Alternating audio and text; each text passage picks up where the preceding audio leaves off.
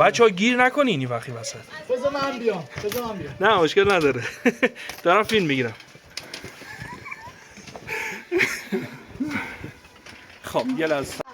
چه جایی آوردی ما رو آقای توسلی؟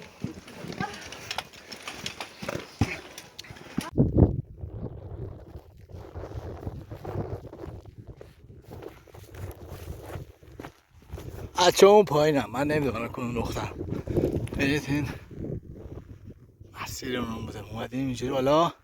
الان اون بالا بودم با قله سروشه دقیقا اون نقطه یه سروش 20 با قله فاصله داشتم. ولی میخواد بخاطر بچه ها برگشتم چون فکر کنم اونو نیومدم.